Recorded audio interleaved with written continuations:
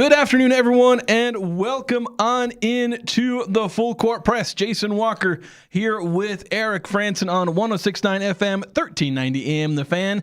Streaming online at 1069thefan.com and on the 1069 The Fan mobile app. And streaming live on YouTube. The Fan KLGN is where you can check us out, listen to our shows as we continue our journey to improve our content. Keeping all over the traditional airwaves as always, but trying to make the most of how we can present our content to you guys. If you want to join the show via the Young Power Sports of Logan text line, you can do so. 435-339-0321 is the number you can text. And Eric, we've got a lot to go over today. There's nothing like one massive show-dominating topic, but there's like 3 or 4 decently select. There's probably 3 or 4 different topics we could have led the show with. It's a good old buffet of topics today. Yeah, it's not like one main course. Yeah, it's not like the ones where we have like a million small topics or we have one dominant topic. We've got like 3 or 4 major topics to go over, including Bobby Wagner will have his jersey retired sometime in the next 2 years. They're not 100% sure. It's going to be dependent on his own availability. We've got Pac-12 updates. They had a logo redesign with some mixed reviews.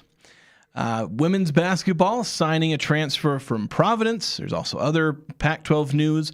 Men's tennis today, finding out where they're going to be playing in the NCAA Tournament. They will be taking on the 9th overall team in the country in Oklahoma. They'll be in Oklahoma, literally. That's who's hosting the regional part of that tournament. So a lot of different things to go over. And with tennis, had a chance to go up to the West Stadium Center and talk with a couple of players along with their head coach. So we'll have that at the top of the second hour. So a lot of things to go over for today's show. And we'll kind of lead with the news about Bobby Wagner. So you have legendary Utah State football player. His career at Utah State, good enough. 3 first-team all-WAC selections, and then going to the NFL, I think really raised his stock, where he went from, an all-time player to a program legend. It's kind of one of those cases where, again, good enough as a member of the team, but very much elevating their stock once they've gone on to the NFL and performed well at the NFL level. He's a Super Bowl champion. He's been to multiple Super Bowls. He is he will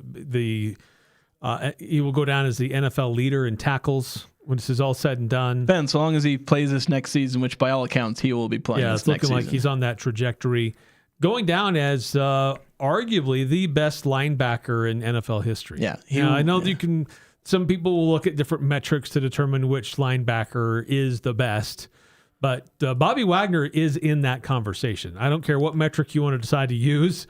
Bobby Wagner's in that discussion. Whether he's your number one or not, he's in the discussion. Yeah, so the overall news today is that Bobby Wagner, his number 9 jersey that he wore at Utah State in his 4-year career, that will be retired. And I haven't gotten clarification. I haven't really asked, but I'm pretty sure it means that no one will be wearing number 9 from now on.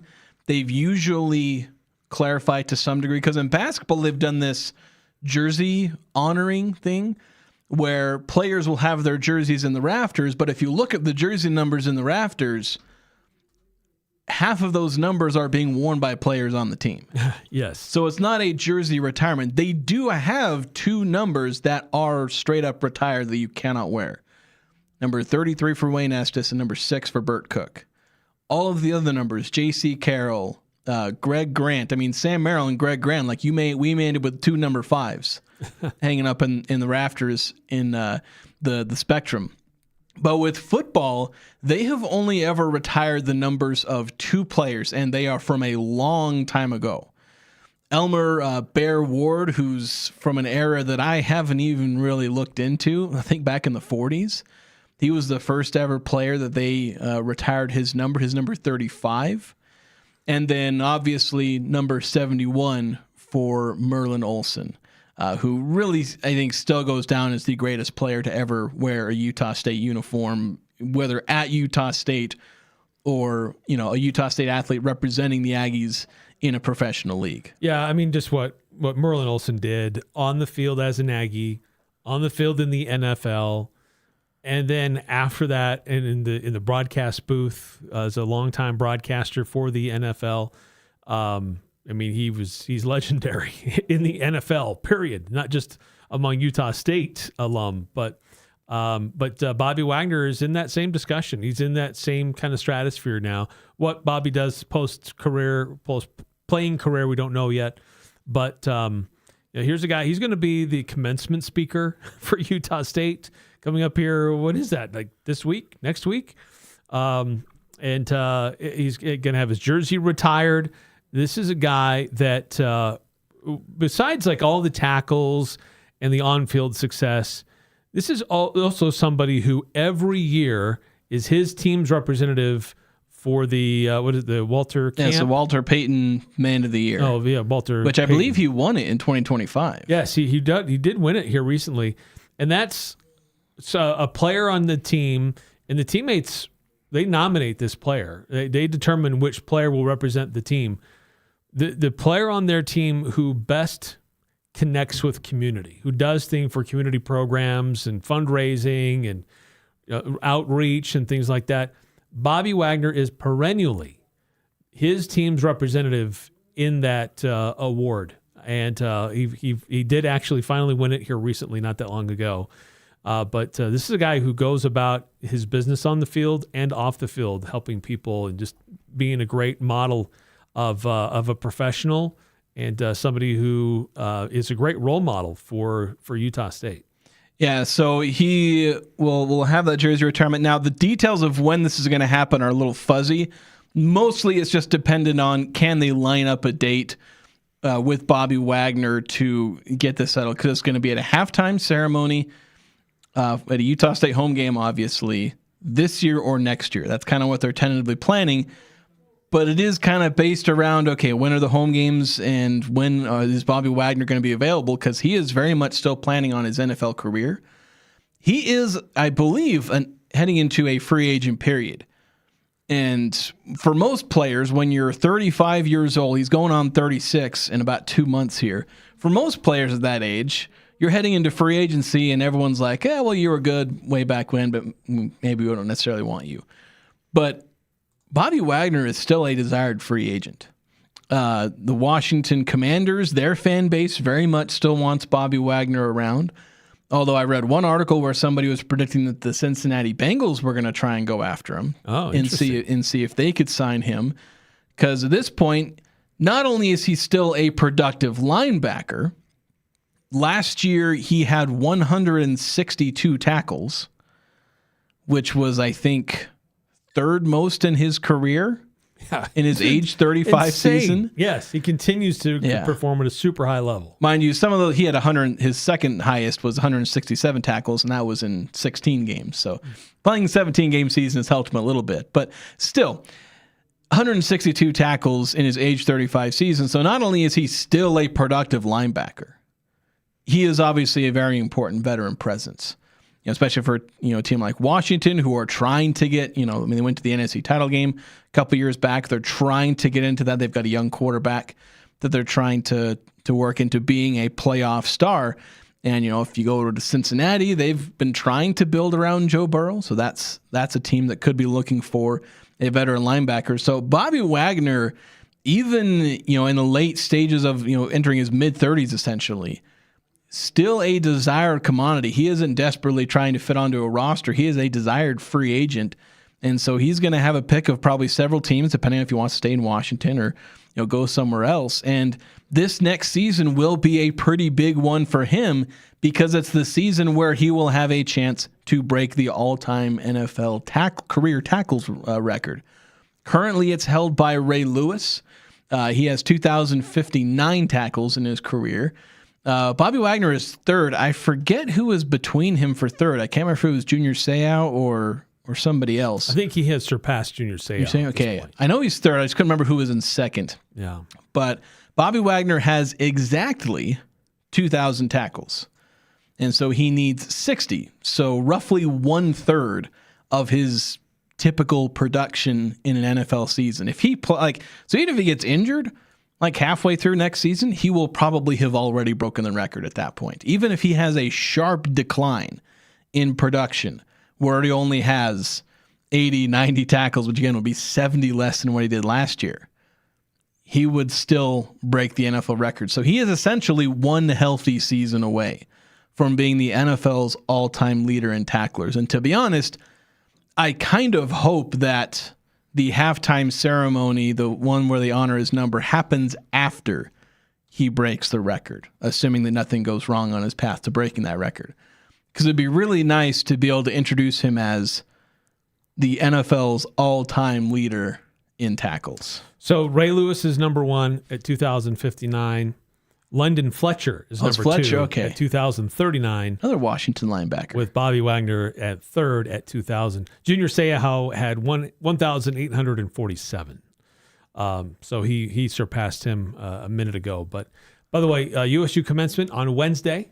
So Bobby Wagner will be in town this week, as he may already be here getting ready for commencement festivities. I don't know, but he will be the featured speaker. And then the college convocations will take place on Thursday and Friday. So a lot of visitors in town this week for our friends at Utah State University, students that are graduating. Wishing them all the best of luck. It's a busy time. And of course, a lot of other students are leaving town. Yeah. So it's kind of a crazy period right now with those coming and going. Pretty busy. Families coming in to celebrate. But for Bobby Wagner, what a cool honor and opportunity to honor him and recognize who he is as a player and as a person. And in a statement on this whole announcement, Bobby Wagner said that this is something I could have never imagined. He said, Utah State took a chance on me. They were my only offer and the only school that truly believed in me. They gave me more than just an opportunity to play football. They helped me build a career and provided stability during a difficult time in my life. The coaches, professors, staff, and students all played a role in shaping who I am today. I will forever be grateful. Go Aggies. Yeah, it's very much been a mutually beneficial arrangement between Bobby and Utah State. A couple of texts on the Young Power Sports with Logan text line 9315 saying, I hope Bobby comes back to USU as a coach. Imagine the recruiting they can get done with that resume. Yeah, it'll be interesting. A lot of times the trajectory of all-time great players to coaching doesn't work nearly as well as people often think it would.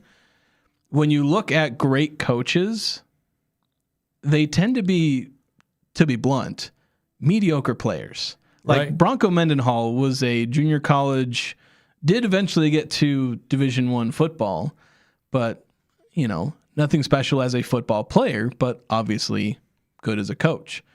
I mean, and just go down the list of players or of coaches. A lot of times they're, if they even played at the professional level, sometimes they didn't even make it to the professional or even high level college. Yeah. So whether Bobby can be a coach, because again, the traits that make him an amazing player, there's not always a direct correlation between that and being a great coach. Perhaps they're there. They very well could be. But we've seen high-level linebackers try and be coaches, and I'm just thinking of Mike Singletary. Oh. It didn't necessarily work out that for great. him. But 2444 also on this topic, sending this in just before the show, saying, I'm glad to see Bobby's number retired. It was starting to feel a little overdue, even though he's still playing. With that happening now, what do you guys think the odds are of Jordan Love or any other football players from the last 10 to 15 years also getting their jerseys retired? For basketball, Sam is a no-brainer. Nimi has an interesting resume, though I don't feel as certain that one will happen. Mason also well on his way to that honor. Yeah, so if we're looking at other players to potentially get retired jersey numbers, or in the case of basketball, like jersey honoring in that sense, yeah, Sam Merrill. I think the precedent seems to be when the player's professional career is over. Like, there's a lot of people that seem to be like, why is it taking so long? And I think they just basically say, we're going to wait until their pro career is over, and then we're going to bring him in. Yeah, they waited till J.C. I mean, it was a no-brainer that J.C. Carroll should have his jersey. Everyone knew that was going to happen. But they waited until his playing career was over. And part of the reason for that is It recognizes their basketball career in its entirety, but also to ensure they can be there for the important ceremony. Which, what kind of a ceremony is it if they're not there for it, right? So if they're still playing, they're still active, then it's hard to find times and windows for that to take place. Like, that's why for Bobby Wagner, it's like it could happen sometime in 2026. Could happen sometime in 2027. We're not entirely sure. We have to see how our schedule and his schedule lines up because he is still playing. So this is kind of one of those rare cases, but it's on the back end of his career, and it's known it's going to happen. It's just a matter of when to formalize it. Yeah. And as far as any other football players, given the precedent we have in that you have NFL Hall of Famer Merlin Olsen, who won the Outland Trophy, where he's the only player to win a positional player of the year trophy. You have Bobby Wagner, who will also be an NFL Hall of Famer and also had a pretty dang good resume as an Aggie player. I know Bear Ward, you're going back far enough where he's a literal foundational pillar of the program itself as far as one of its first star players. Like, that's the precedent. Like, we're not just talking about players who are really good at Utah State. We're talking about guys who are just about worthy of having a statue. Like, Bobby Wagner is in statue in front of the stadium territory. And obviously Merlin Olsen literally has a statue in front of one of the entrances. That is the standard for, apparently that's the precedent, I should say. It's not like it's written down anywhere, but that seems to be the precedent. There's nobody else in Utah State football history that fits the bill. Like, maybe Jordan Love gets there, but to be honest, Jordan Love's career, if you were to rank the best Aggie careers, like, again, in an Aggie uniform, I'm not entirely sure Jordan Love makes the top 10 or 15. Like, best individual seasons? Probably. He did have one incredible season, but then he had not as great of a follow-up. And again, I don't think he even won a conference championship here. So, like, if you're talking about Aggie careers, there are better players in an Aggie uniform than Jordan Love. And Eric Hipple arguably had a better overall career than what Jordan Love has been able to put together so far. But it's still early in Jordan Love's experience. So he still has time to get there. But that's why we wait until these careers are over to really have this discussion. But as of right now, would you put Jordan Love there? Would you put Jordan Love ahead of Robert Turbin? Kyler Fackrell? I mean, Robert Turbin won a ring.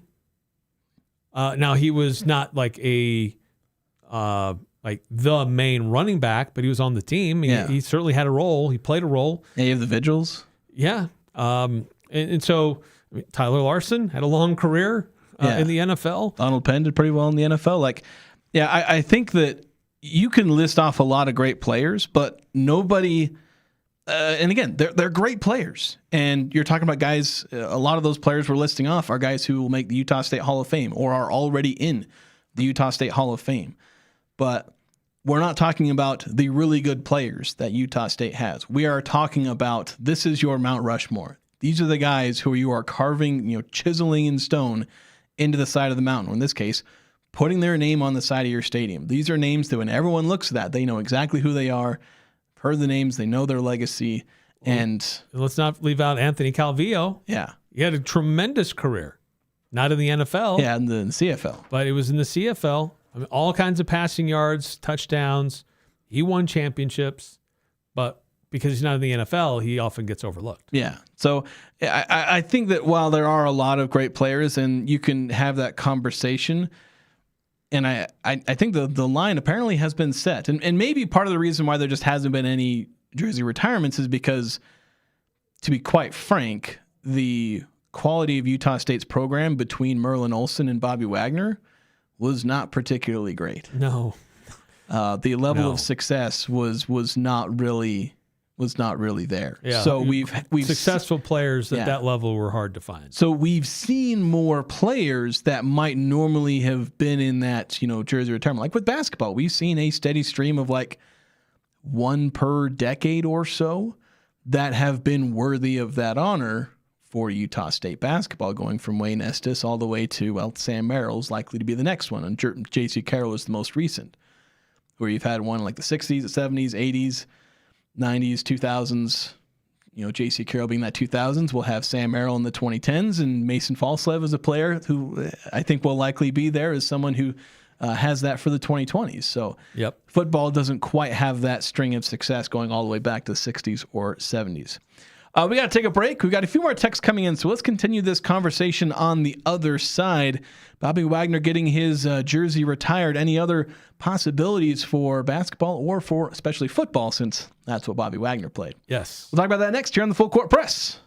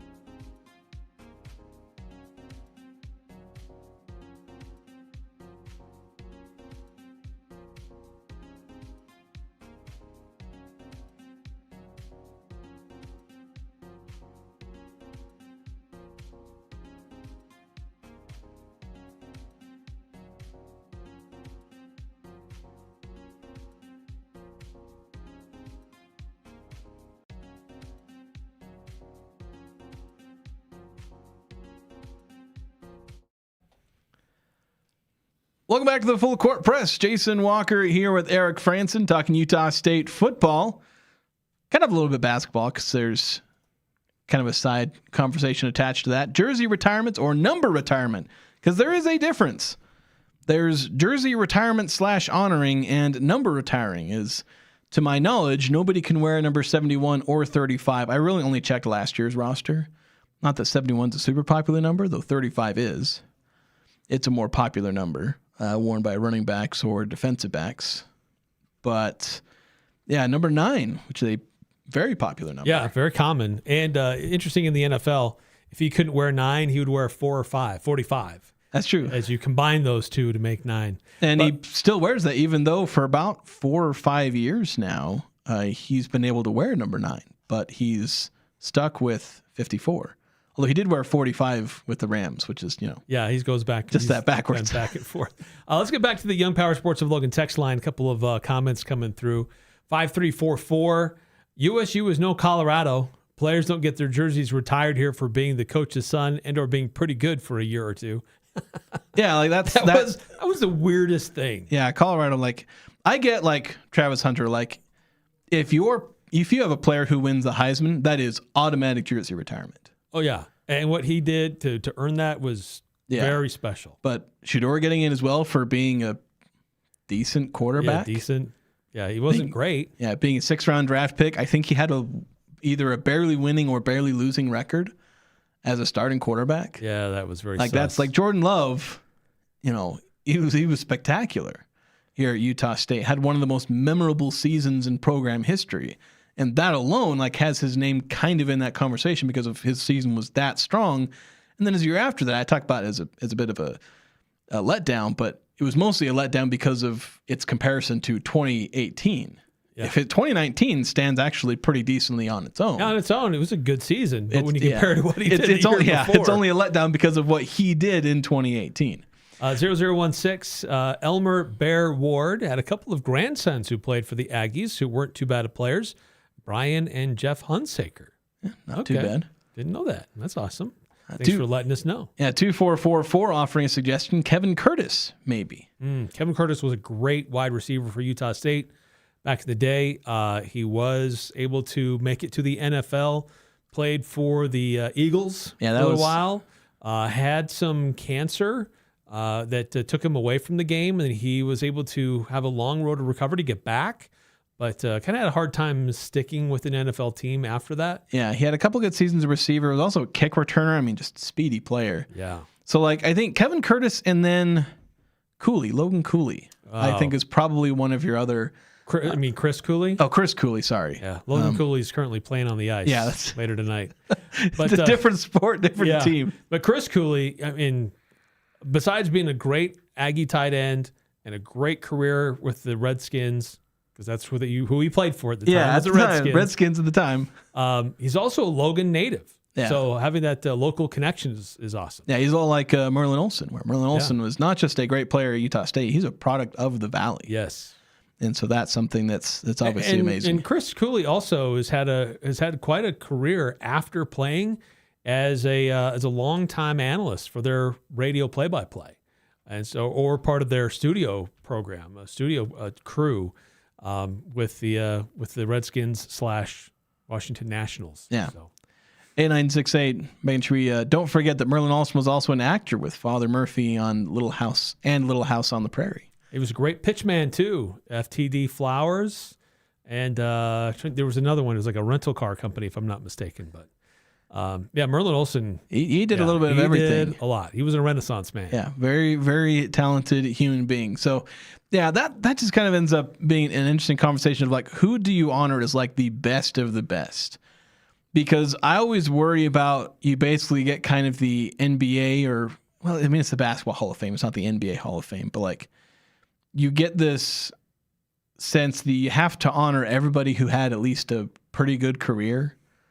And it's like, you don't want to get to that point. And it gets a little tricky because sometimes if you go back far enough, like you have players that their careers maybe don't match up to modern players that aren't getting in, but it's like, okay, but if you're one of the first ever stars, like that's notable. Like George Mikan was pretty darn spectacular in his time. Yeah. Even if maybe he doesn't measure up to some, of course he won a bunch of titles, so he may not be the best comparison there. But I mean, look with the Utah State basketball, like Burt Cook. Does his career and legacy live up quite to some of the modern players? Maybe not, but when you're the foundational pillar of, an early time of success for the program, you're like one of the first pro player for Utah State basketball. I don't know if he got drafted, but when you're that foundational piece, so it can be a little tricky, like trying to draw an exact line. But I just don't really like where some Hall of Fame discussion, like people are talking about Matthew Stafford getting into the Hall of Fame or Eli Manning, and it's like, okay, I get that they're really good. They are in the upper percentiles of NFL careers. But when you're talking about a Hall of Fame, or in the case of, putting their number and saying nobody else can wear this number because we are forever going to tie this number to this player, that needs to be the highest possible bar you can clear. It's like, when you think about that player who wore that jersey and you're going to retire it, you have to think, is there anything that anybody else could do that would supersede or surpass what this player did? And if it takes you very long to think about that and start to list out qualifications, then maybe you shouldn't, retire that jersey. But if you have to think about it for a long time, then it's like, okay, that whoever wore that jersey, yes, they accomplished something special, and they should be recognized as such. So I think there have been a lot of Hall of Very Good players out of Utah State for football. There's still some that are in the ranks who might get into that Hall of Fame kind of territory. But absolutely Bobby Wagner deserves to have a jersey retired. I don't know if they're going to build a statue of him, but I think they should. But I honestly think they should. That's something that I would not disagree with. If they decide to build a statue of Bobby Wagner, I would definitely be for that. To build a statue of Bobby, they should probably also build one of Bear Ward. Like basically build a statue of everyone you retire the numbers of. Yeah. But obviously Merlin, he's at the top. Merlin should stand head and shoulders above everybody else. But if you have Bobby, like, I don't know, put him on the other side of the stadium. Yeah, I mean, there's multiple entry points in the stadium, so there's other places where he could be featured where fans can see him. Yeah. Another text on the Young Power Sports of Logan text line saying, Bobby Wagner, Steve Young, Merlin Olsen, and Larry Wilson on the Mount Rushmore for state of Utah players in the NFL. I had to look up who Larry Wilson was, to be quite honest, but in quickly looking him up, I don't necessarily disagree because, like, who's – and I guess the question is, like, from the state of Utah, I'm assuming were you doing Utah, like, colleges? Yeah. I don't know if there's players from the state of Utah who have gone elsewhere that then went to the NFL. But, yeah, like, if you're talking best players from the state of Utah in the NFL, like, that's – at the very least, you're doing Bobby, Steve, and Merlin. Yeah. Like, and whoever occupies that fourth spot, I mean, Larry Wilson was looking this up, 5-time All-Pro. I mean, back in the 60s and 70s, slight contemporary with Merlin. I know there's been a lot of great defensive players come out of the University of Utah. But Larry's one of them. Yeah. So, maybe. I think it's crazy, though. Like, if you look at, for just the thing that amazes me sometimes is that BYU and Utah are obviously your 1 and 2 as far as program prestige in football and basketball for the most part. But when you look because of the players they produce, just the championships, their team success, the team typically. Success, yeah. But when you look at who are the best professional players to come out of a college in the state of Utah? In my opinion, the 2 best football players to play at a college in the state of Utah both came from Utah State. That's Merlin and Bobby in that order. Best basketball player to ever come out of the state of Utah? Weber State with Dame. Is there somebody better? I would probably say Danny Ainge just because he has more rings. If I played with Larry Bird and Robert Parrish, you still would have had to find a way to get on the court. I'd have 6 rings too. Or how many he has. Like Danny, he won a lot of games and won a lot of rings. But Danny is not as good as Damian Lillard. And he's had a great post-basketball career. But good for him. But we're talking about on the court. Damian Lillard is better than Danny Ainge.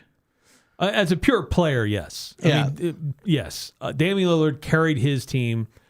Danny Ainge was... He got carried by his team. Yes, he was a supporting actor. You will. Yeah, a pretty good one. Like deserving player. Like you put him number 2, which is, and there's been some pretty solid players come out of the state of Utah, although not nearly as many as in football. There's been a lot more really good football players than basketball players, but still, I think it's just weird that, like, obviously the most prestigious programs in the state for football and basketball are BYU and Utah throughout history, but the best players individually have, my opinion, undoubtedly come from Utah State and also Weber State. Yeah, we got a couple of Utah State football players hoping to make rosters and hope for long shots to get in that same discussion because it happens. Guys go undrafted. Somebody finally gives them a chance, and because they have a chip on their shoulder and they have to work hard to make it to the next paycheck, they start to get noticed and become regular starters and sometimes even stars in the NFL. So no Aggies drafted this last week. But a number of them are going to have opportunities to try to prove their worth at the next level. Because we had a couple of guys sign as undrafted free agents. We had a few guys get invited to some rookie mini camps.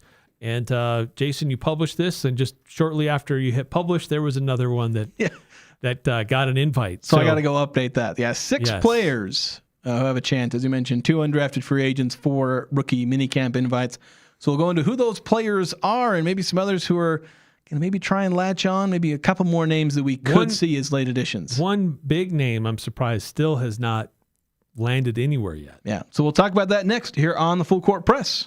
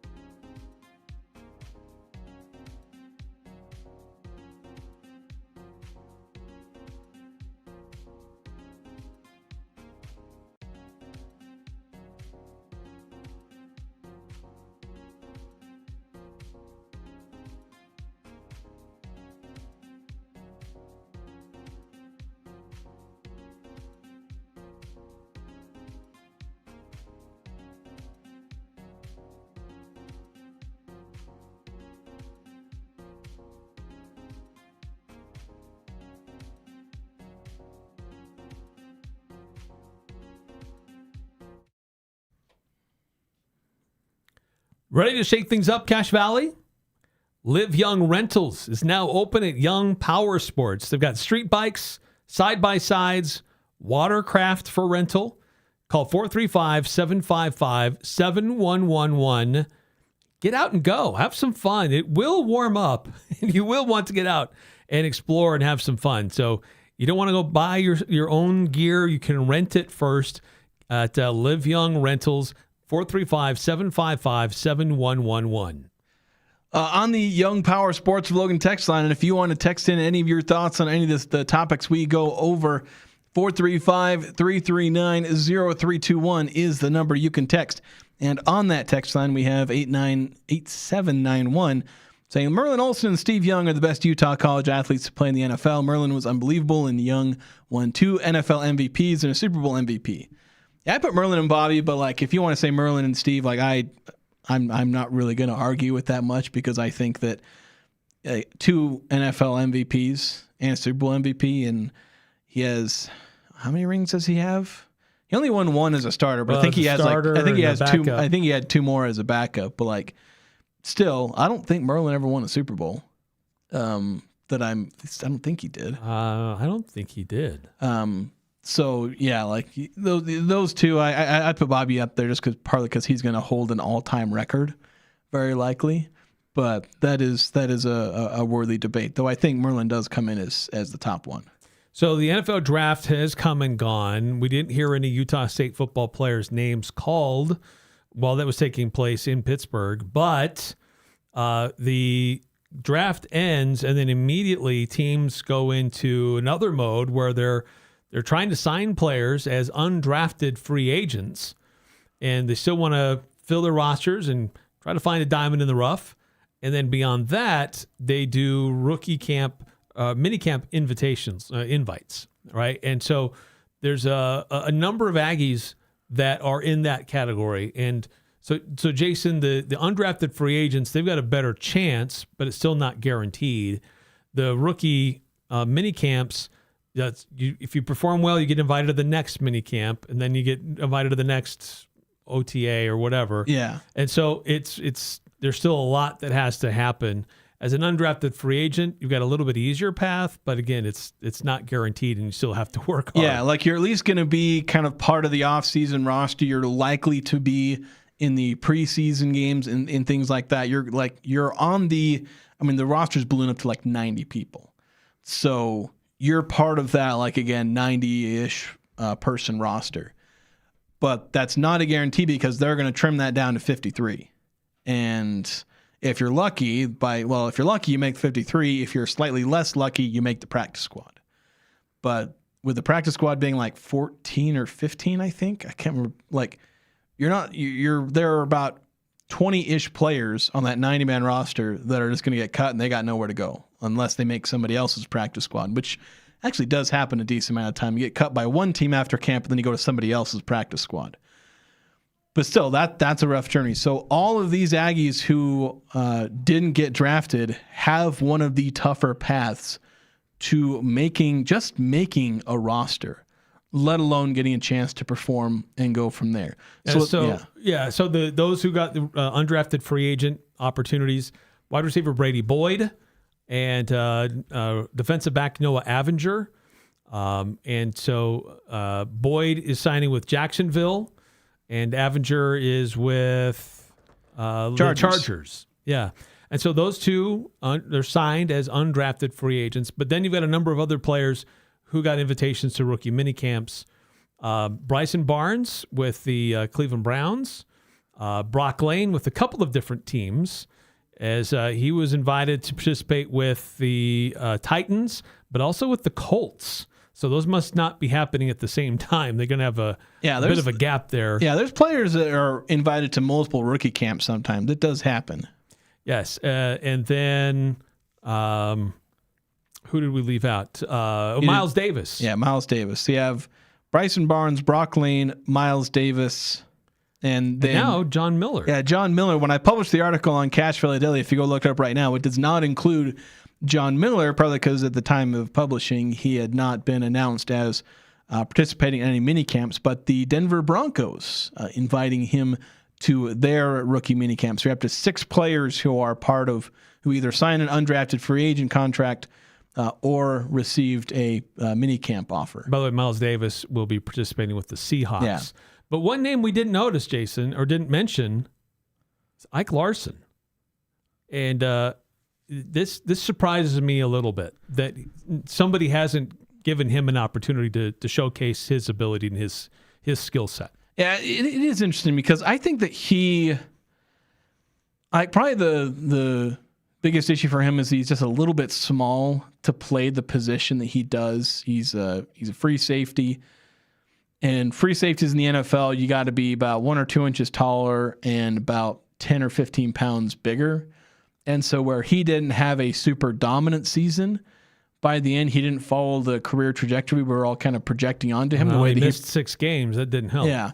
Well, and even the year before that, the way he performed as a redshirt freshman, like he honestly kind of peaked as a freshman and sophomore, and then just had a bit of a hectic junior and senior season.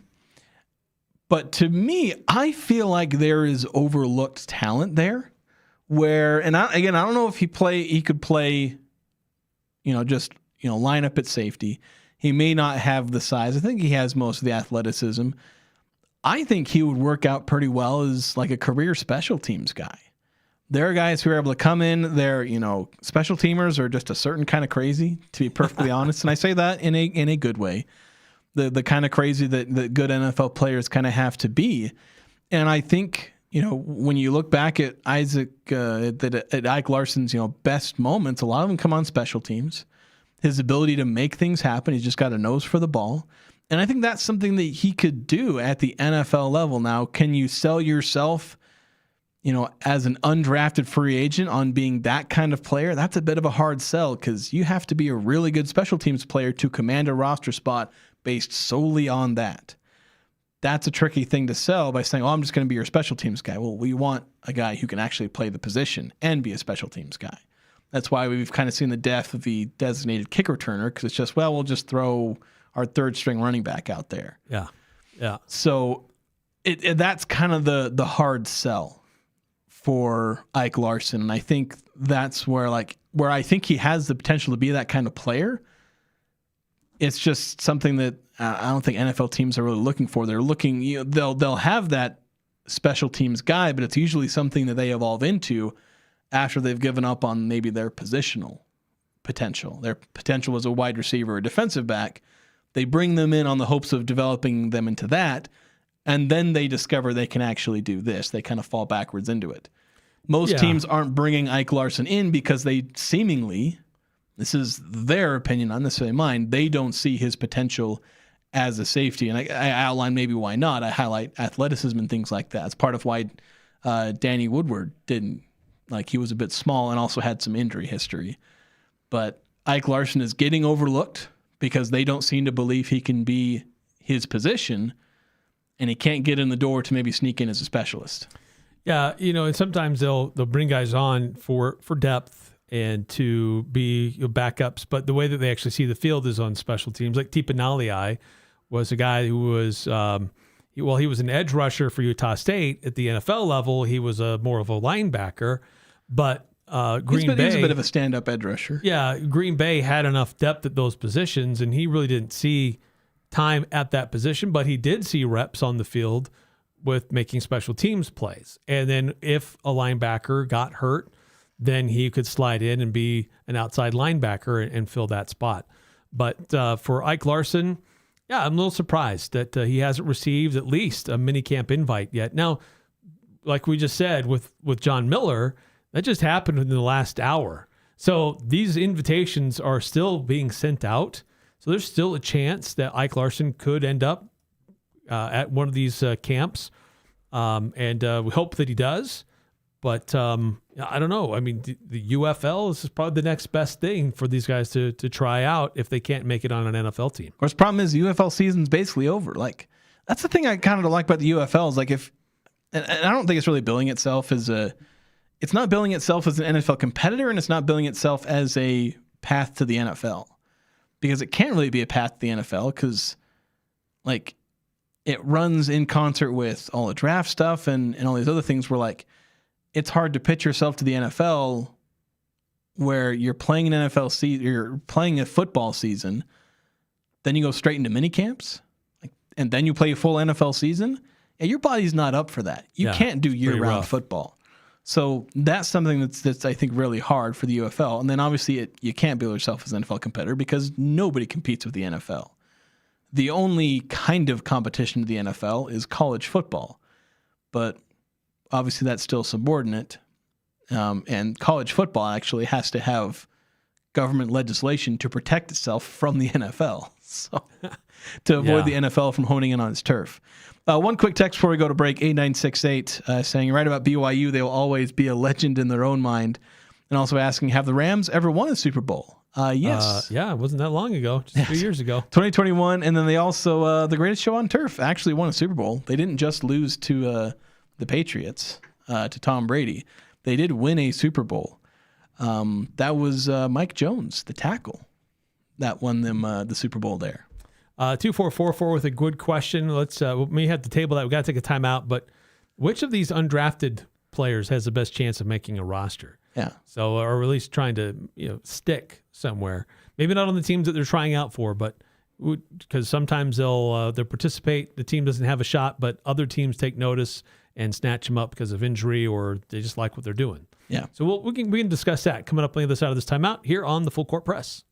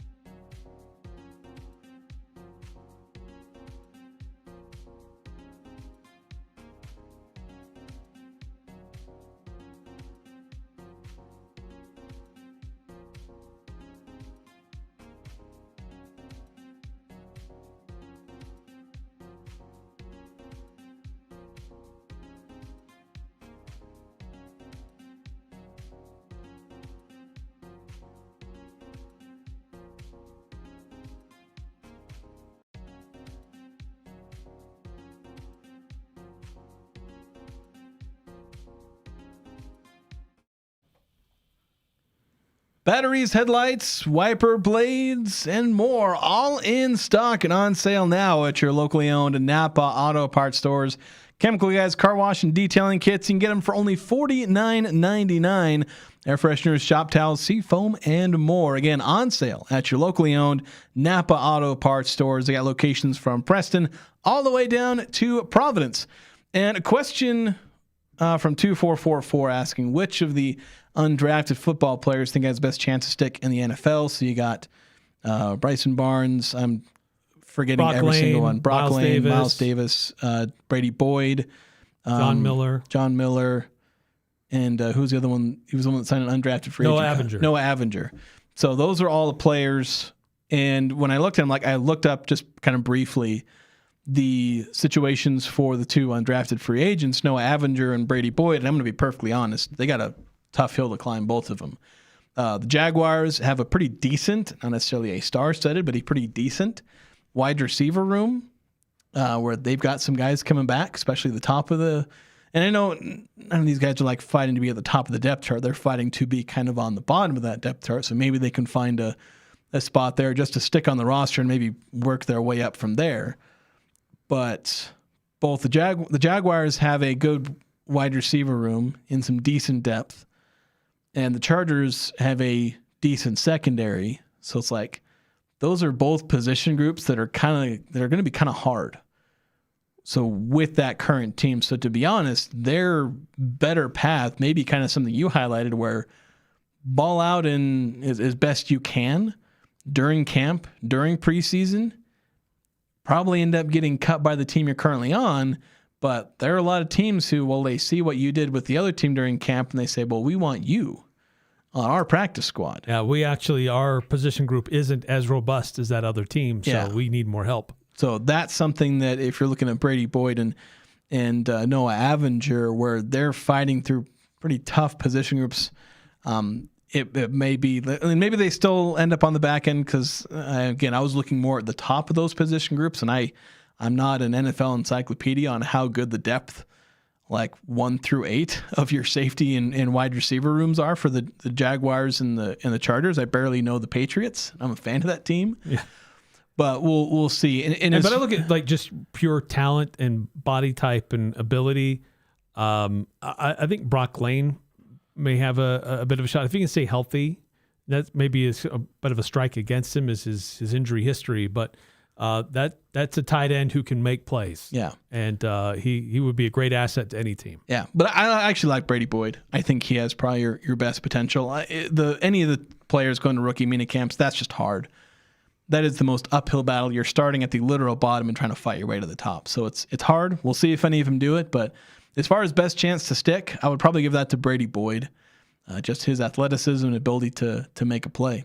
That's going to do it for us in the first hour. Don't go away. We got a lot more coming up next. Utah State basketball and maybe a little bit of carryover of this Utah State football and Utah State conversation tennis. Big news for them.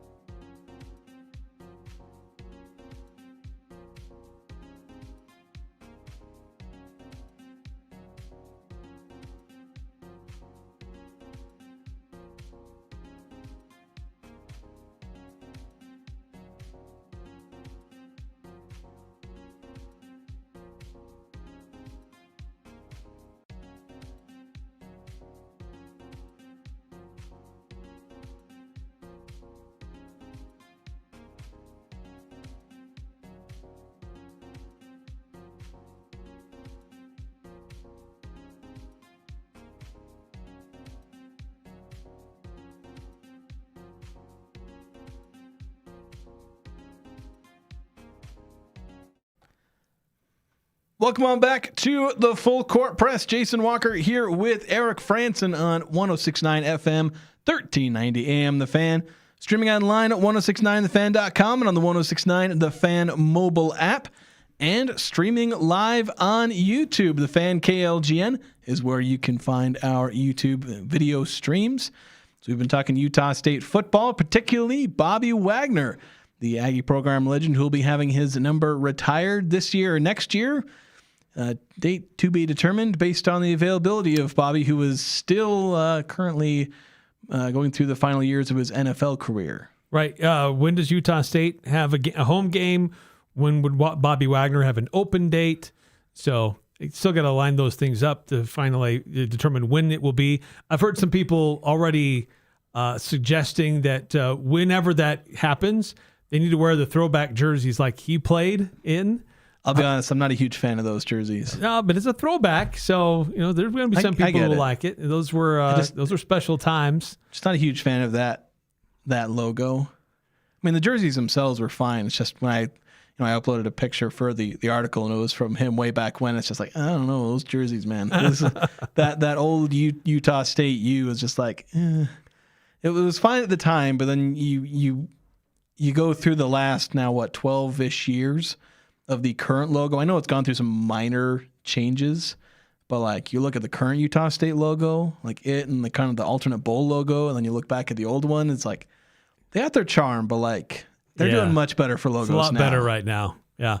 By the way, some breaking news, Jason. As we went to break at the top of the hour, news that the NCAA board of directors is basically telling its people, like, look, we're going to move forward on this age-based eligibility model with the 5 seasons to play, 5 seasons or 5 years to play, 5 seasons that starts after you graduate from high school or when you turn 19.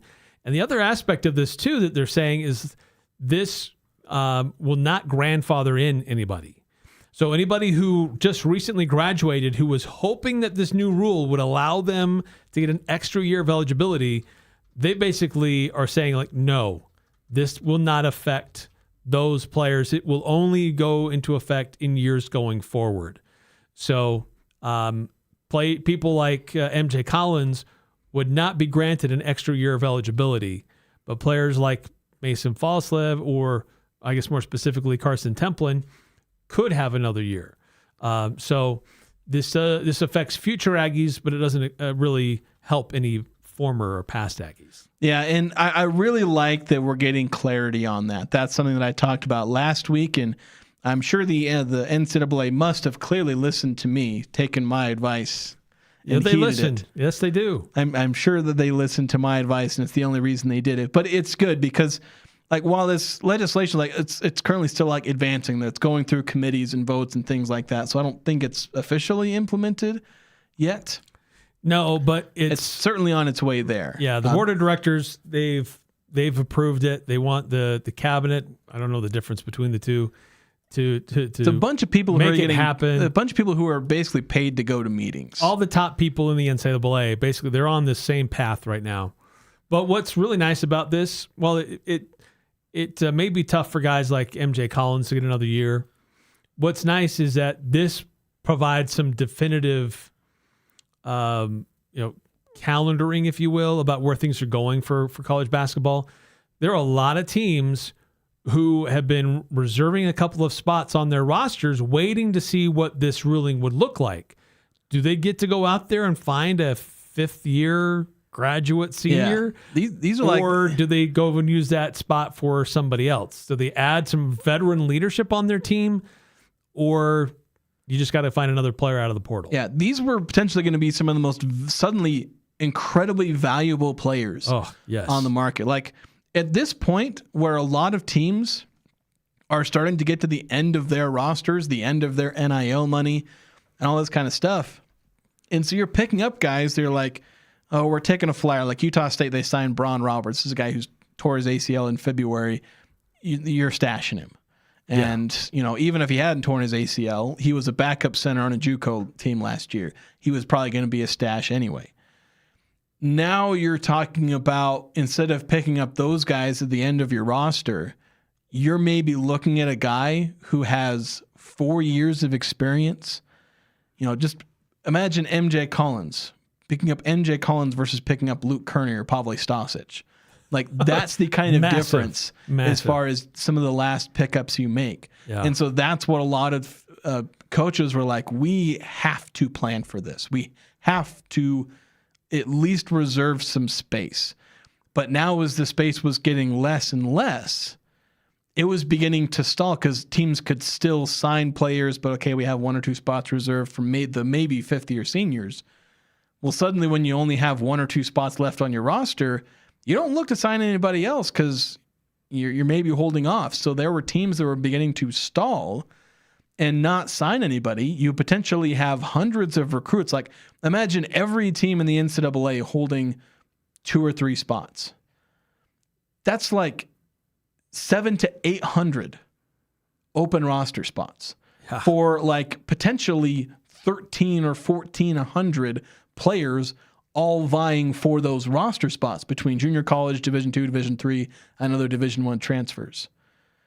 And you have everyone waiting, and then potentially you add like another 1,000 players on top of that. I don't know how many players would have potentially gotten that 50, or it may not be 1,000, but it would have been at very least several hundred, like at least 1 or 2 per team. So again, 500 to 800. And you add that, so suddenly you have 2,000 people. It would have created so much chaos. And so I kind of like that they provided the clarity. And then, to be blunt, I do like that they aren't grandfathering anyone in, because that just introduces way too much chaos. It sucks for a lot of these guys that they're going to miss out on money, on opportunity, on being able to still play the game that they love. But for the health of the sport, I think that, one, moving to this 5-5 is the right way to move. And then also just having this be a cutoff. Look, just rip the Band-Aid off and just go with it. I think that is ultimately the best move as well. And again, providing clarity that this is how it's going to be if and when it passes, that's something else that needed to be, pushed out publicly and not just kept behind closed doors. That needed to be public, because again, the thing that coaches keep saying over and over is just tell us the rules and we'll play by those rules. They're kind of lying when they say that, because they're always going to be breaking the rules about contacting players, but still they want some kind of guardrail so they know what to do. They want to know, do I have 2 extra roster spots for some 50-year seniors or do I not? The NCAA is providing that clear answer. Yeah, well, and it's just roster management, as you kind of alluded to. Do you reserve spots for red shirts? How do you manage in football? If you want to play a freshman player a few games, you can. But once they pass 4 games and you don't have a red shirt anymore, it's going to be tricky about when you can and when you can't play some of your younger players. Now that's all, it goes away. Like, if you got a guy you want to play, you can play him. It's not going to hurt. You might as well play him at this point, because he only has 5 years once he starts a college career. So for basketball, same thing. Like, you get your roster and it's set. It's just open competition. And you've got the opportunity to put the best guys out there. And if you're in the rotation, great. If you're not, well, you're going to transfer next year and try to find a better spot. But I like that there's clarity on this now. It'll be great to see schools like Utah State. Now they can move forward and finalize their roster and be done and start making plans for next year with getting guys on campus and getting them practiced and getting them in the weight room and all that stuff, and becoming a little bit more familiar with what you really have, and not like we have some pieces, but we're still holding out for 1 or 2 more. Yeah. Let's get to a couple of texts. They're kind of carryovers from our topic at the end of last hour. Want to get to those, and then I think we might hit an early break just to transition into, we've got some stuff to talk about with Utah State tennis, some audio to share from earlier today, video for those watching on YouTube. But 5338 with a couple of texts talking about the CFL. Oh, yes. Is also an option for Ike and other players. Their season typically starts in late June. Yeah, true. Might catch Diego Pavia there. I don't know. I've been loving the Diego Pavia downfall. Yes. Yeah, especially after he was throwing so much shade at Utah State some clips. Yeah, and like about a month ago. either I don't know if I would say he was lying. I think he was just misremembering some things or lying. I don't know. I wouldn't put it past Diego Pavia given his attitude. 5338 also saying that that's where Logan Bonner is hanging out. I can't remember if he was still with the Calgary Stampede. Like he was like their third or fourth string quarterback for a while. I can't remember if he's still hanging out. Yeah, he was deep on their depth chart. He had some opportunities to play, but then I think he got hurt again. Yeah. So I don't know. He could be back again. I'm not sure, but I haven't been able to follow his career very closely. Then 8632 saying Ike Larson hasn't been invited to a mini camp. You're telling me the guy that got suspended for half his senior season and is a known locker room cancer didn't get an invite? I'm shocked. I'll be honest. I think that suspension probably did impact him getting a camp invite. Likely did. You get whatever team you're on, you get suspended for that length of time. They're asking coaches about that too. Yeah, it's going to be a red flag for teams. Like NFL teams would have asked and found out why that happened. Yep. So just too bad. Yeah. And 5860 saying, did the Walkers make up after their on-air kerfuffle last week? Also, did the Aggie basketball team get more hype this week I may have missed? We also had one that we skipped over about basketball. 2603 saying, I've heard whisperings that the USU men's team potentially pursuing a 7-footer out of Arkansas State. What have you heard? For one, I think it was Arkansas. Yeah. It was a 7-footer. And there's a kid that's he's got like 10 schools listed as showing interest.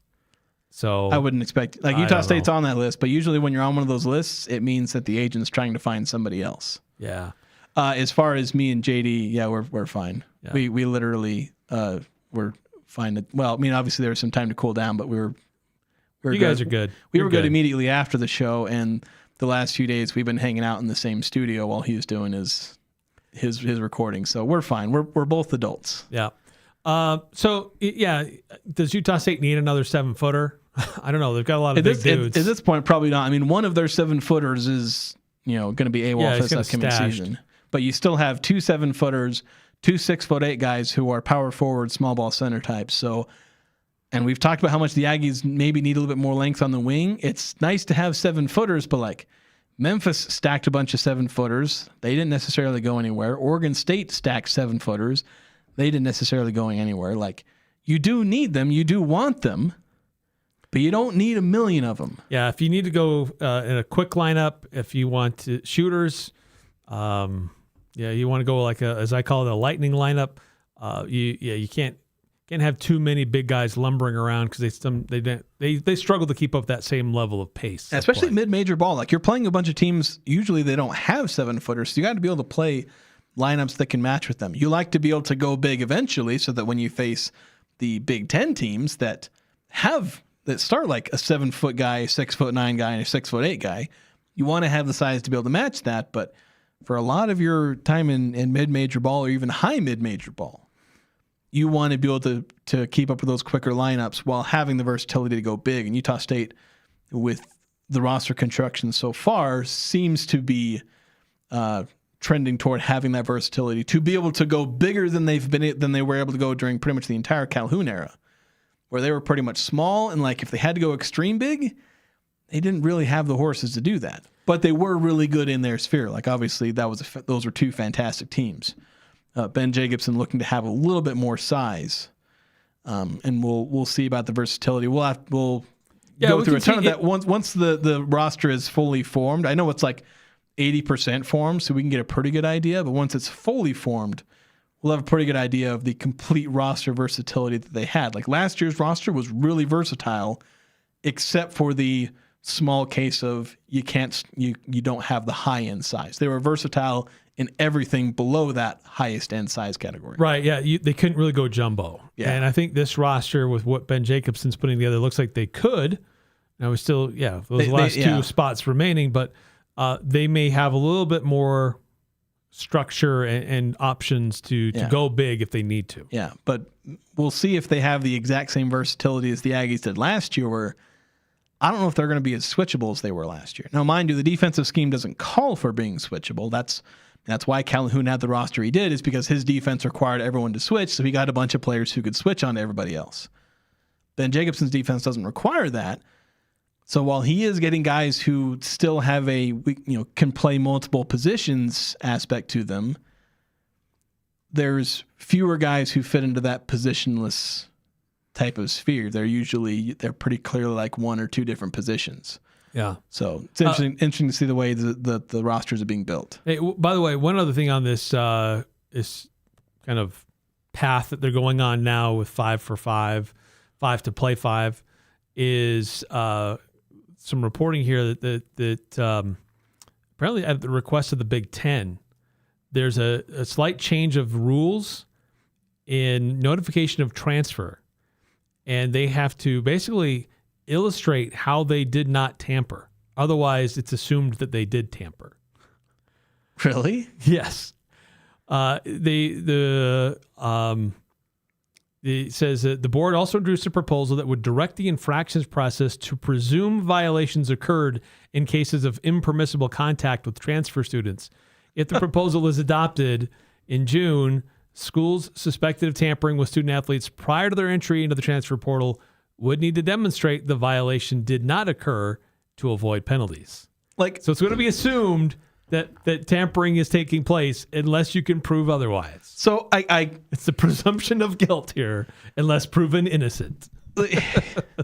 So I would love. Well, I'm kind of two minds here because I would love to see the comeuppance for teams that are obviously tampering. But this is like, Eric, say I'm supposed to deliver a package to you and you never get it, and you say, hey, Jason, you never delivered this package to me. And I say, well, prove you didn't get it. And it's like, what are you supposed to do? Take a picture of your empty hands? Here's my porch. Yeah. It's like, there's nothing on my porch. How am I supposed to prove that I didn't send a message or didn't do this? Like, you can't prove a negative. Like, so again, I want to see teams who tamper get their comeuppance, but like, the thing that just needs to happen is coaches just need to start ratting on each other. Right, I know. We hear all these coaches like, oh, tampering, we're going to name names. Okay. Name them. We're all like eager, like we're biting our fingernails, please. Yeah, we got our notebooks out. Let's go. Video and then cameras nobody on. Does because they know once they do, they're liable to get outed themselves. Yeah, they're all friends with each other. It's a whole big circle where they all know each other. In varying degrees, they engage in similar practices. Yeah, so like everyone's tampering and everyone knows like, hey, if I start calling out like, hey, when I get fired, because it's usually a when you get fired, just because that's the life of a coach, or if we move on, like I may not get that, assistant coach job or head coach job or whatever because I ratted out this guy. You don't want to burn that bridge.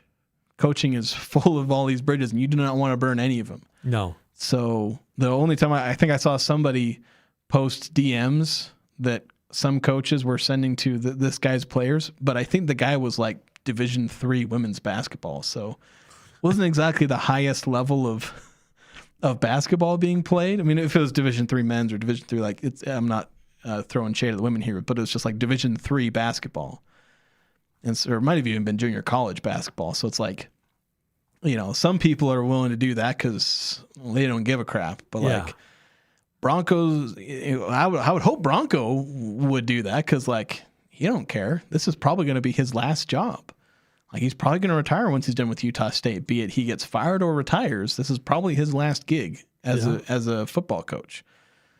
So start burning some bridges, Bronco. You've been using the same assistants anyway. Just start throwing some shade. Post the DMs that are being sent to all your players as they try and poach them.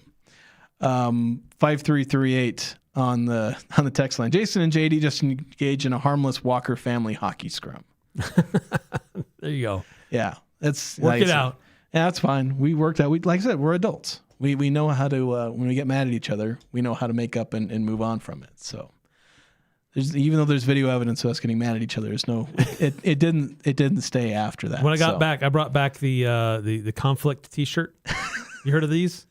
It's a giant oversized shirt, and you put it over both of you, and you're in the same shirt until you can get along. Yeah, basically.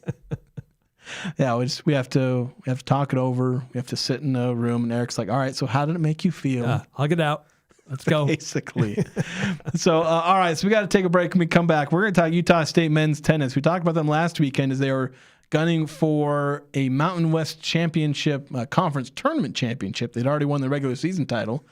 Well, they won that, and that means that they were an automatic qualifier for the NCAA tournament, and they learned where they will be going. And so we'll talk about that next, along with playing some video from the head coach. We'll see if we have time to. We're going to post all the videos on our YouTube channel, so you'll be able to go find them there later today. We'll see how much we can get away with playing on today's show during the time that we have. So that's coming up next here on the Full Court Press.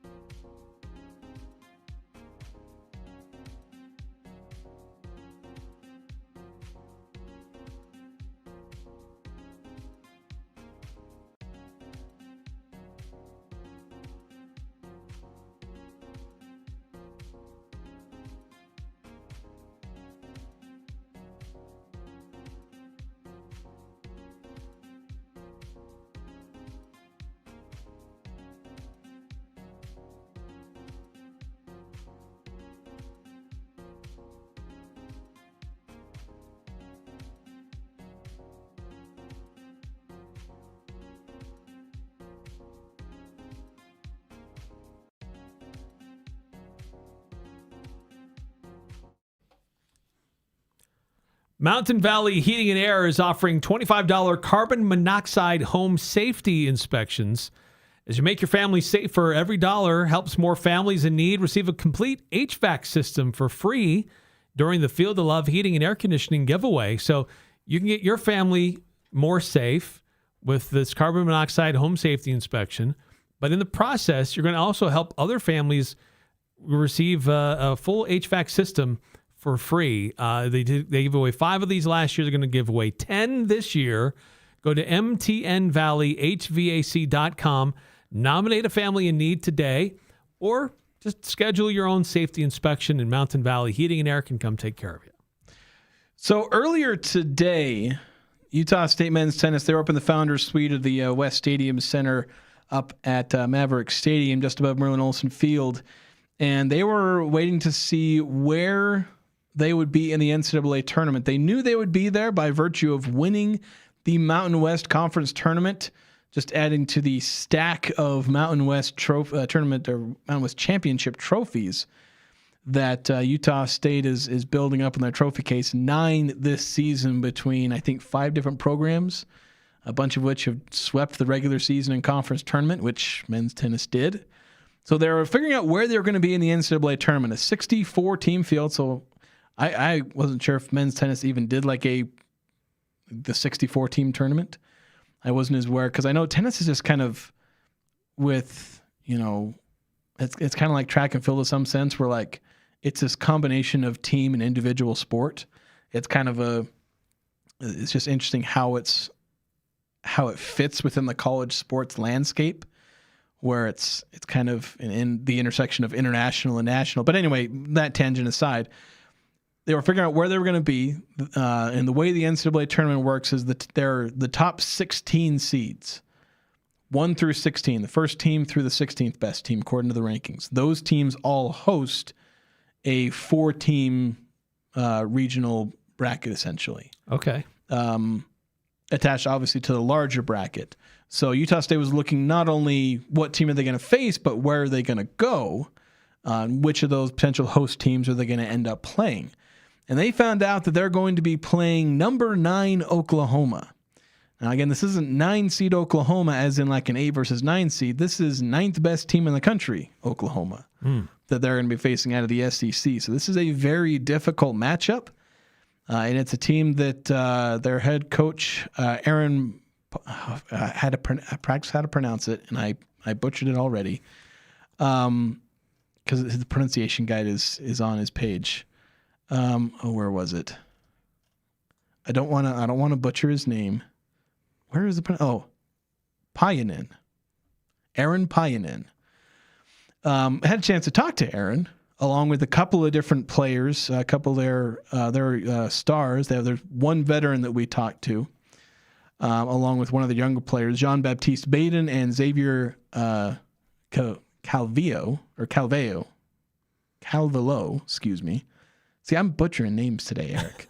Or put it better, JB and X. Oh, okay. We'll call them that, as those are the nicknames they go by. A little easier to pronounce. But let's first hear from Payanen, the head coach, just talking a little bit about the team, obviously winning the championship. We got a chance to talk to them about winning the conference tournament. So let's hear from the head coach first here on the Full Court Press. Yep.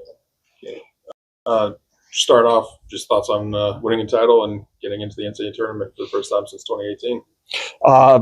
Yeah, I mean, that's why I came to Utah State was to win.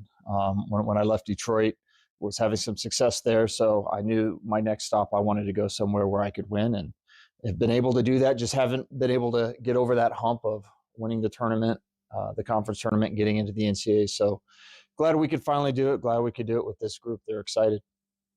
And then kind of a little bit of nugget of history with Utah State tennis is when we made the ITA indoors in 2018, it was because we beat number 9 TCU. Mm-hmm. So what do you like with your team's chances going up against admittedly a tough team in Oklahoma?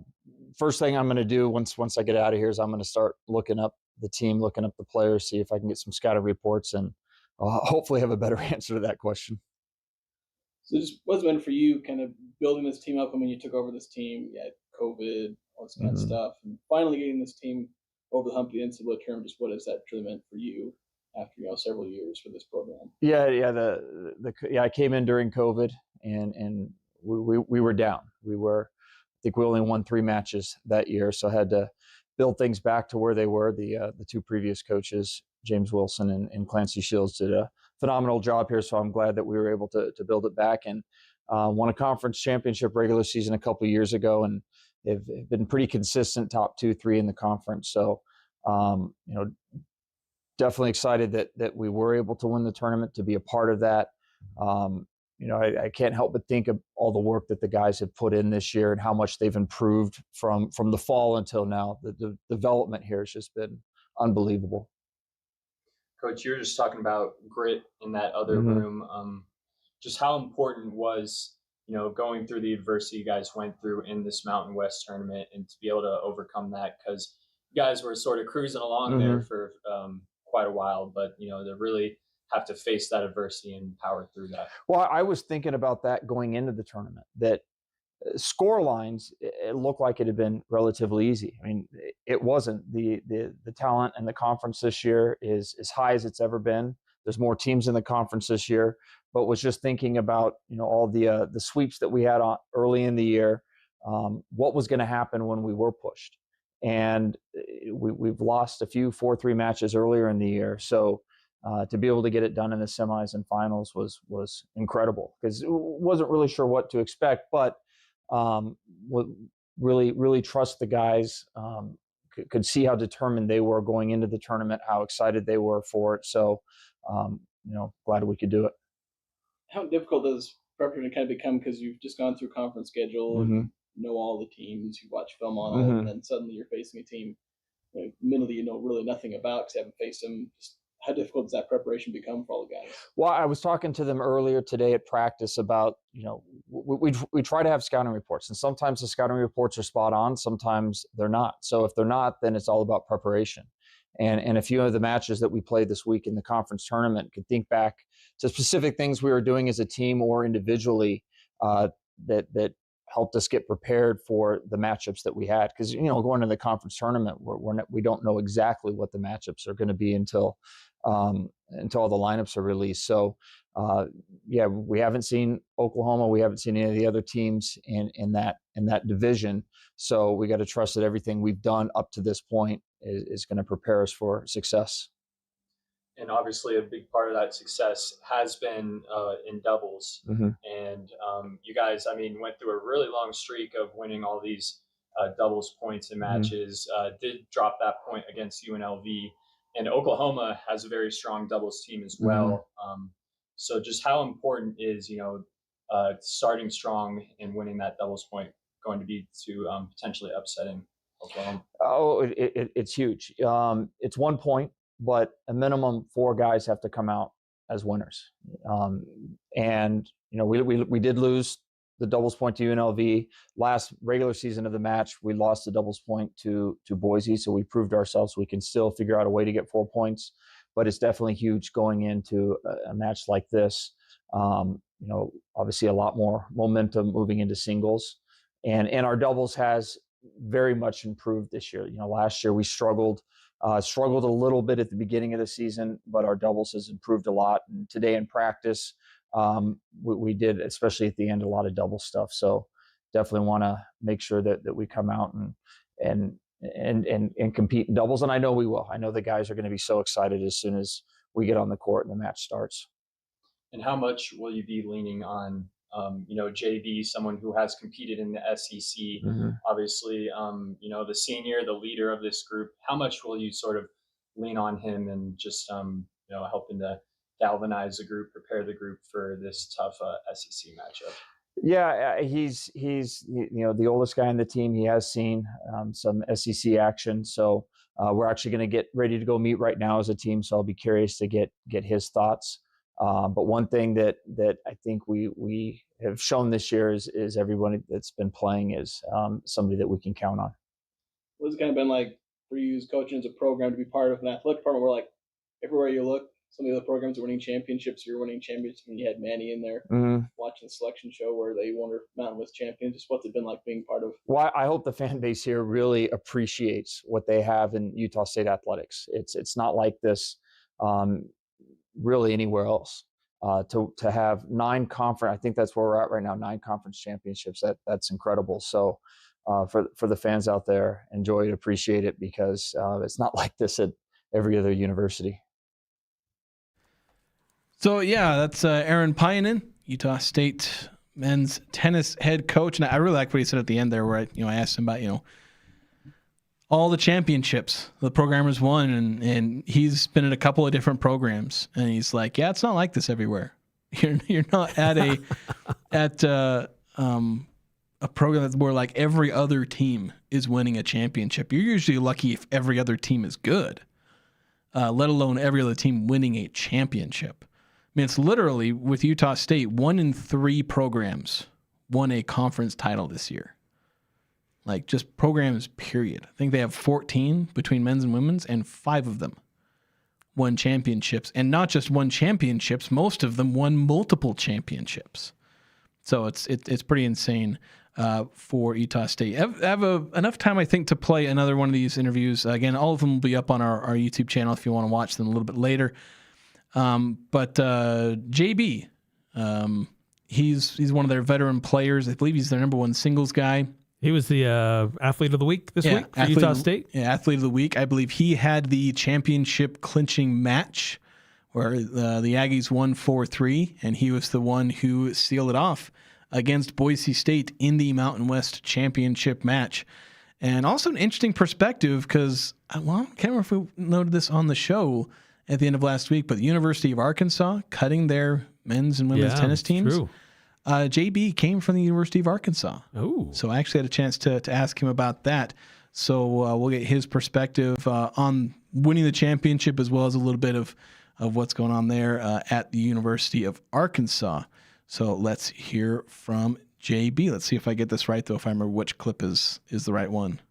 Okay, let's start off. Just thoughts on drawing Norman for the NCAA tournament. Man, I'm super excited. My brother actually lives over there in Norman, so yeah, I know he's trying to come out and get that all scheduled out. But yeah, I played in Norman when I was at University of Arkansas in 2025. So it's a beautiful place, great campus, great facility. So excited to go back and be with these guys and go out there and go compete. So super excited. Yeah, for sure. Okay, and then rewinding a couple of days, haven't been able to talk really since the tournament. Yeah. I mean, obviously, 4-3 to win a title and a tiebreaker, no less. Like, Yeah. Not much more pressure than you can get than that. How did that feel? How did you pull through that? Man, I think, oh my God, it's so funny. I have a digital diary. I go try to do every week, and I go talk about these matches and my practice and whatnot. But in this match, getting through that third was just hey, I remember I was in the corner of the court. I was praying. I was like, man, listen, God's gonna give me an opportunity. I just got to be ready, and we finally got one at the tie break, but it was stressful.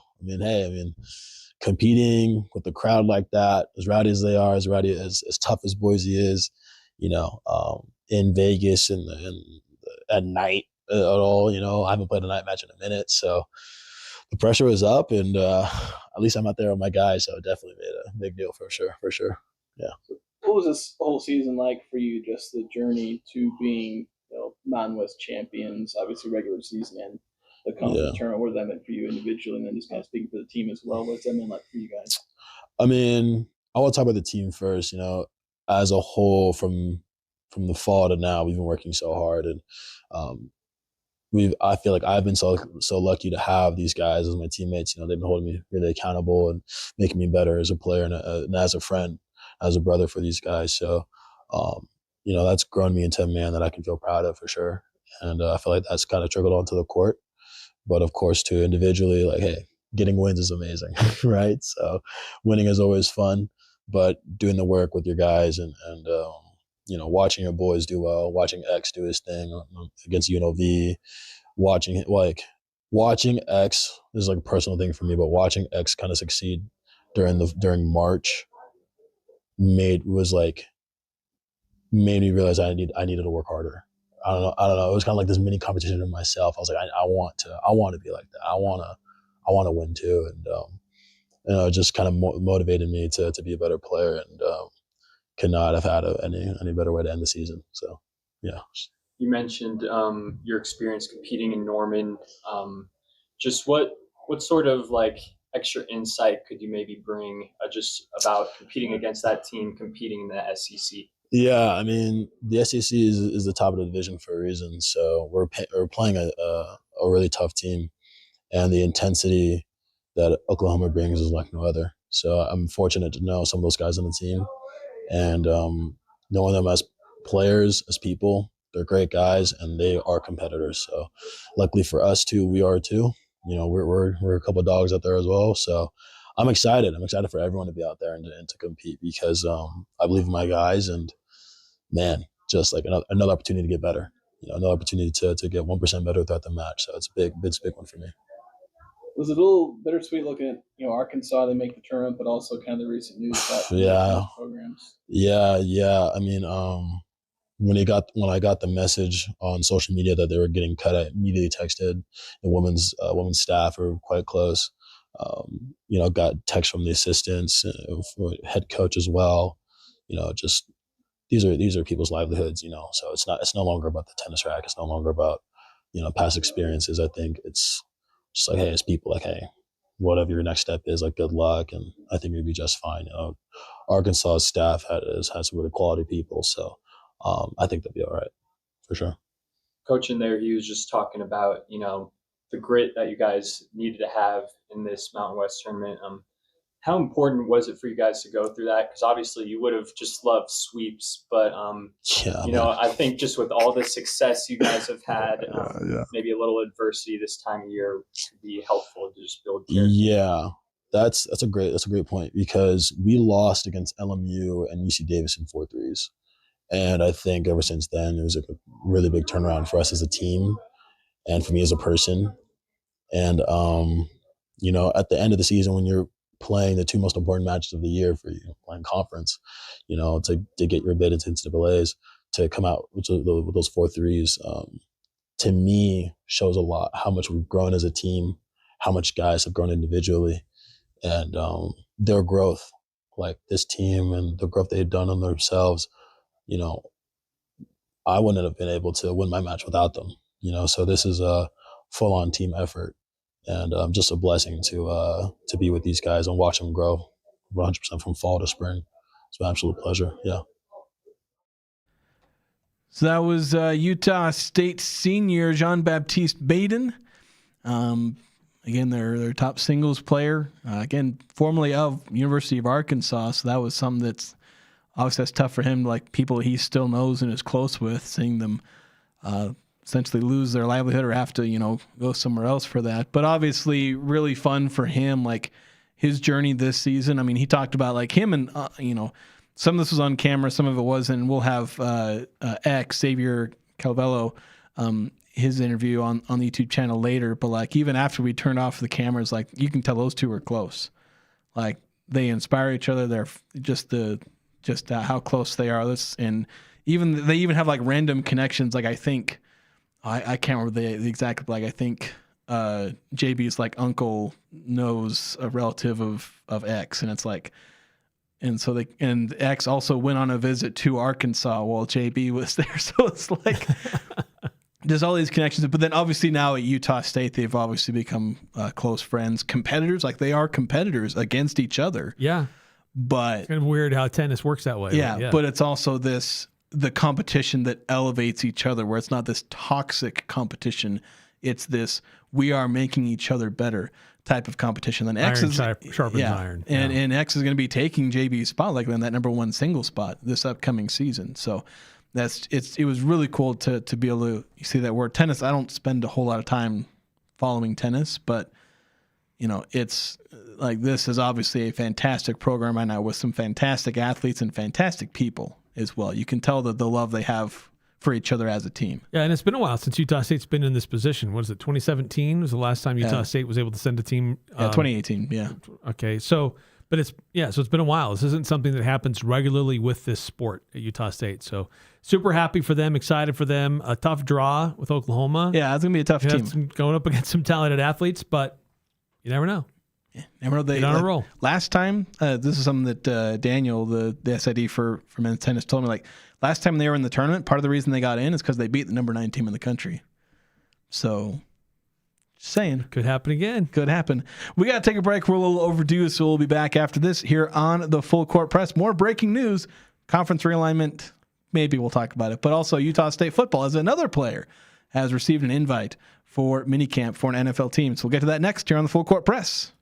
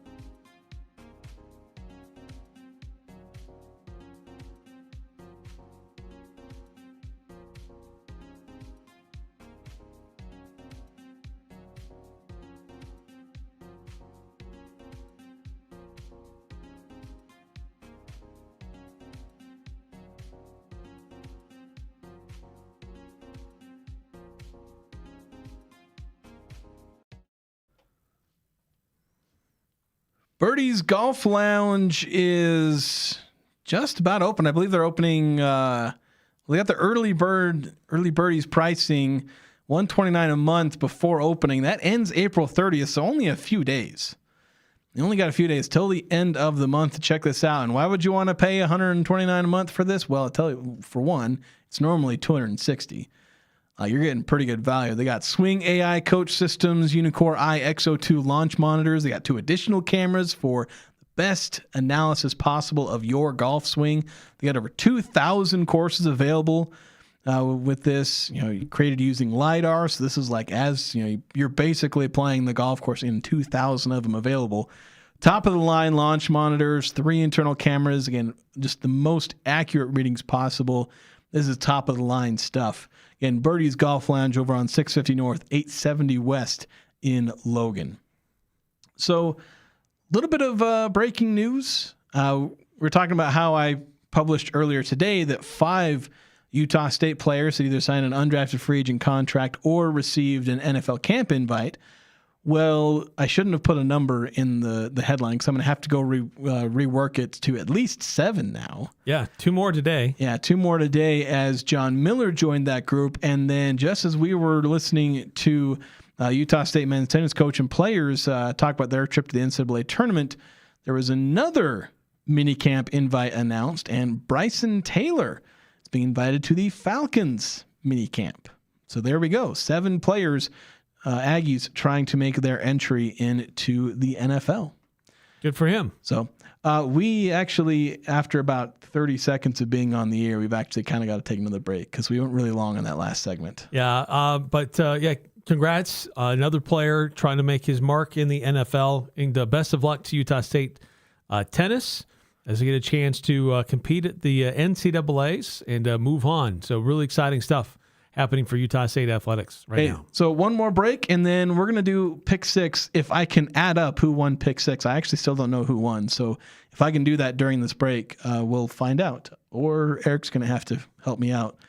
I have all the lines and who picked what. I have to figure out who was right on each of those picks. Well, one line was bad. Yeah, but we'll reveal that coming up on the other side. It might be pick 5. Yeah, that's right. We'll have that next on the Full Court Press.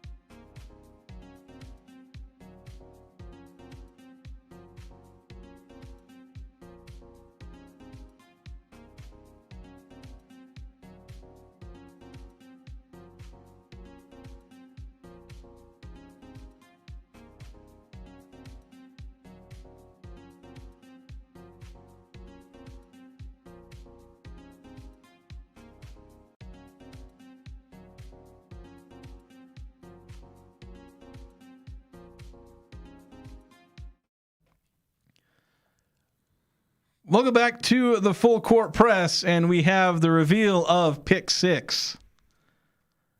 The 6 lines, hello. Pick 5. 5. Our tiebreaker may have been moved up to not just be a tiebreaker. Well, there might be a problem with that, to be honest. We'll see. So let's go through these. First, these are the 3 lines I have. Whoever gets most of these right wins pick 6. Eric's on a 2-week win streak at least. I know he's won the last 2. I'm not sure if I don't think it's beyond that. Yeah. So Nikola Jokic combined points, rebounds, and assists on Saturday against the Timberwolves. So I set the line at 38.5. He didn't have the greatest fourth quarter, but he still had, I believe, 47. It was like 24 points, 15 rebounds, 9 assists. That series has been spicy. Yeah, it has been. You picked the over, Eric, and I picked the under, so you got that one right. Logan Cooley, points against Vegas on Friday. I set the line at 0.5. I took the over, you took the under. He had an assist on, I think it was the second goal they had in that game. He had an assist on one of the goals, so he had a point there. So I get that one. So we're tied 1-1. Utah State tennis, sets 1, or how many sets would they win? Or like sets as in like points, as in like when one player wins a match, they get a point. So out of 7, how many would they win? I set the line at 4.5. I took the over, you took the under. The Aggies won that match, but they only won 4 of the sets. They won 4-3. So you've got that one. You're up 2-1. Cubs Dodgers. Colin Ray strikeouts on Saturday. You set the line at 4.5, and he had 4. I took the under. You took the over. So we're tied 2-2. Sam Merrill, game 4 points. You set the line at 7.5. I took the under. You took the over. He had 14. Although the Cavs did end up losing that game. Your third line. Kimi Antonelli, his finish in the Miami Grand Prix. You set the line over under 3.5. Well, the thing that, I mean, neither of us caught it, so it's not like I can really blame you too much. But that's this coming weekend. Yeah, the Miami Grand Prix hasn't happened yet, and we reach a bit of a problem because you said what happens if we just move the tiebreaker up, which was Dylan Gunther, shots on goal in game 3. You set the line at 4.5. I took the under, you took the over. He had 4 shots, meaning we're tied, and we don't have a tiebreaker. So, I don't know. We're going to have to wait until the Miami Grand Prix to settle this? It's just a push. Nobody wins. All right. Whoever texts in, just text in who you think should win pick 6 to the Young Power Sports of Logan text line. Whoever sends in the most, whoever's name gets the most texts will win. By the way, 5590 on the Young Power Sports of Logan text line. I didn't get a chance to get this until now, but on the note of Utah State winning so many championships, saying, shouldn't Diana Sabo get some credit for all these Mountain West championships, or where do we attribute the sustained and varied success?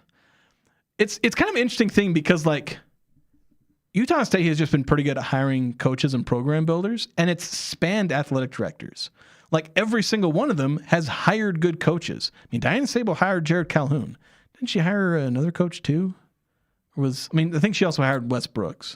Of course, he's had a much more difficult path to rebuilding Utah State women's basketball. We'll probably have to get into this more tomorrow, but they signed a center from Providence who's giving them more size. Like, finding centers is hard, and Wes Brooks has managed to find 2 players with size. And with some of the depth they're bringing back on the guards and the wings, this will hopefully be every year we keep thinking this is going to be the year. This will be the year. It's like the Dallas Cowboys. It's going to be the year. But on Sabo, I mean, yes, there were some hires that happened under her watch, but it was also there were a lot of weird things and weird attitudes and kind of toxic stuff going on there. Whether were you in Jerry's camp or were in her camp? Were you in Blake's camp? Were you not in his camp? And so that permeated through a lot of stuff that happened in athletics. So it was, but the thing is, a lot of those weird time. A lot of those programs were winning despite that. So it's like, I'm not sure I really feel comfortable attributing. But I would say that there's a much better attitude in that building now. And over the last year, it's much more cohesive now than it was even a year ago. Yeah, but like, to me, I don't know if I really attribute team success to the athletic director. Yeah, the athletic director. Like, sure, he has an impact makes in terms the of hiring. It kind of sets the tone, but it's the coach that does the program, the practices, recruiting, and all that stuff. And most of these coaches weren't hired by Cam Walker. So, like, there's an aspect of, like, running a good program and having expectations, but it's like, the success of these teams, a lot of that comes down to the community. It comes down to just Utah State having a string of ADs that were just pretty solid at hiring coaches. Yeah. And also, do you feel supported in your place? Do you feel like you have resources? Yeah. And so those things matter. Yeah. And you look at the teams that are winning championships, they're programs that get good community support, like relative to, I mean, obviously, with women's soccer and volleyball, like they're not necessarily drawing massive crowds, but they're drawing really good loyal. crowds. Yeah. They had a ton of support to, redo the entire soccer field, put in the lights. Like that is a massive amount of not just fan support, but financial support. Volleyball with Club Estes, obviously Spectra Magic with men's basketball. Like these are the programs that are, and sometimes there's a bit of chicken and the egg, like they're successful, therefore they draw a crowd. There is some of that discussion, but still, Right. They have big community support. And that is something that really helps them continue their success on the court, on the field, whatnot. So I think it's a community thing. It's much like we've had this conversation with basketball. Their success spans ADs, coaches, players, all that. So that's going to do it for us today. We'll have a lot more to talk about throughout the week. Utah State women's basketball, their signings, updates from the Pac-12 and New transfer portal. Pac-12 logo, too. Yeah, new Pac-12 logo. So we'll have that tomorrow here on the Full Court Press.